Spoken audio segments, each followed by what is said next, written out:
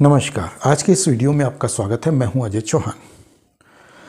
हमारे शास्त्रों में दुष्कर्म, पाप और उनके प्रायश्चित के विषय में विभिन्न प्रकार के जानकारियां दी गई है और क्या क्या पाप है और उनके जो दुष्कर्म हैं, जो पाप है और उनके बाद उनसे कैसे प्रायश्चित किया जाए या फिर उन पाप का या दुष्कर्म का परिणाम क्या होता है और उसका फल किस प्रकार से मिलता है और क्या वो पूर्व जन्म के पाप होते हैं या फिर वर्तमान का जो आपका जन्म है उसका पाप अगले जन्म तक लगता है, ये भी उल्लेख किया गया है। तो जब हम पढ़ते हैं इन शास्त्रों को तो उसमें हमें स्पष्ट रूप से उल्लेख मिल जाता है।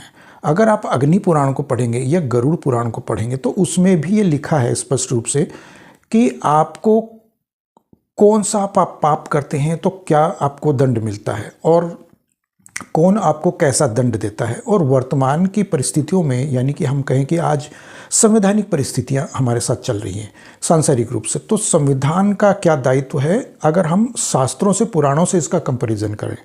तो शास्त्र हमारे ये कहते हैं कि वर्तमान का जो युग है या फिर अभी जो राजा का तंत्र चलता है, यदि हम मान लें इसको कि ये राजतंत्र है और राजा का शासन चलता है यहाँ पर, जो अभी संवैधानिक है, इससे पूर्व मान लो 500, 1000, 2000, 5000 वर्ष पहले अगर हम जाएं पीछे, तो वहाँ पर यदि कोई चोरी करता था तो उसको दंड देने का अधिकार राजा को था।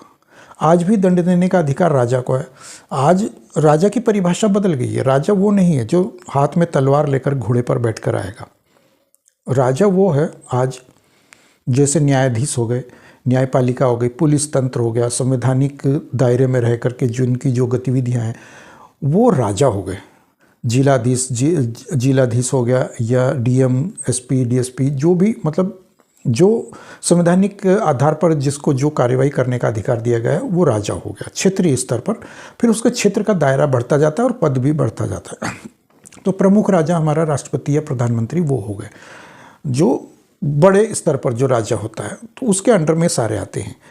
तो आजकल तो ये है कि राजा बदलता रहता है हर 5 साल में, लेकिन प्राचीन समय में ऐसा नहीं होता था। राजा का एक अपना कार्यकाल, आयु सीमा उसकी जो होती थी निर्धारित ईश्वर द्वारा या प्रकृति द्वारा, वो वहाँ तक शासन करता था। फिर वो अपनी स्वेच्छा से चाहे तो वो शासन छोड़ सकता था और अपने उत्तराधिकारी को उसका अधिकार दे देता था।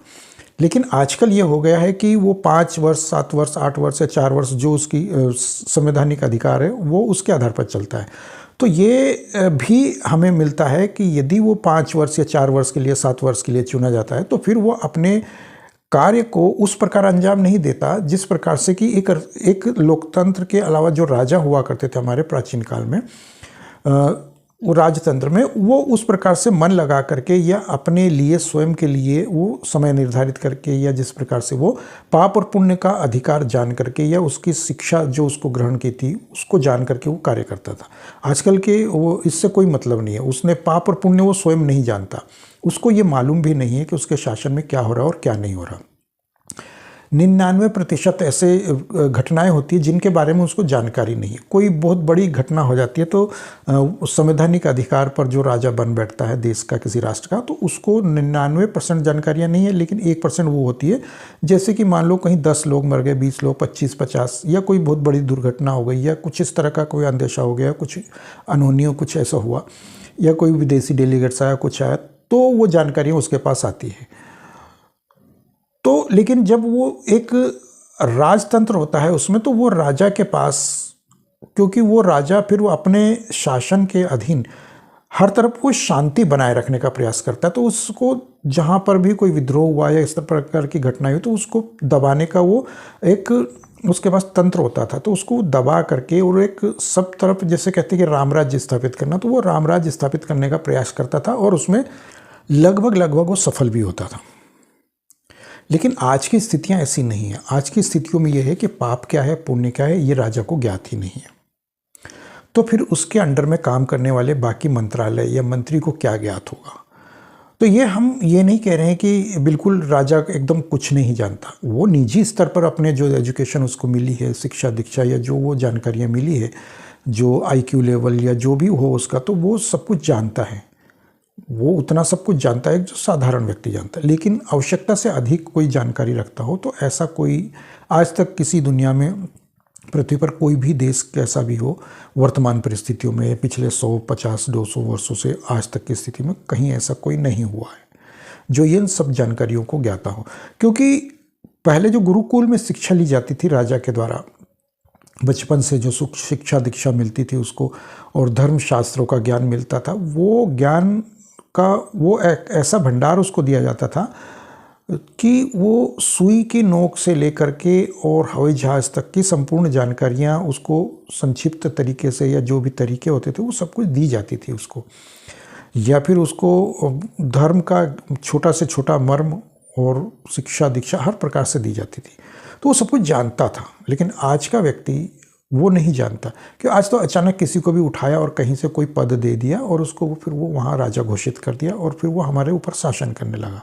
तो वो पाप और पुण्य को नहीं जानता, न जानने का वो प्रयास करता, क्योंकि उसके पास फिर वो समय होता ही नहीं है कि वो धर्म को और पाप और पुण्य को जाने, क्योंकि फिर वो गर्दन झुका करके कुछ ऐसा कार्य करता है कि फिर वो करते चले जाता है उस कार्य को, और फिर वो ये नहीं देखता कि उसको फिर अगले 100 वर्ष के लिए क्या परियोजनाएं तैयार करनी है, क्या अच्छा करना है, क्या बुरा करना है। वो फिर वो 5 वर्ष का 4 वर्ष का जो उसका कार्यकाल होता है वो उसी पर आधारित होता है और उसी में कोल्हू का बेल बनकर वो रह जाता है। इसके आगे वो नहीं देख पाता।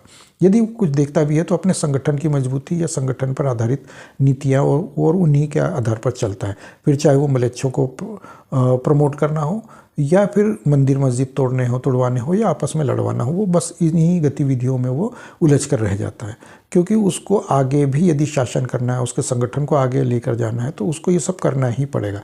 उसमें फिर वो ना गुरुकुल की शिक्षा उसके साथ होती है, ना कोई धर्म होता है उसके साथ, ना ही उसकी परिवार के या कुल के कोई सदस्य की ऐसी शिक्षा होती है जो उसको बड़े बूढ़ों ने दी हो।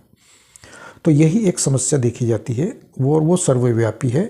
कोई ऐसा नहीं है कि सिर्फ भारत के लिए ही वो लागू होती हो, वो दुनिया के किसी भी देश का वो राष्ट्रपति हो, प्रधानमंत्री हो या किसी अन्य पद पर बैठा हुआ व्यक्ति हो, सब पर यही चीज़ें अप्लाई होती है।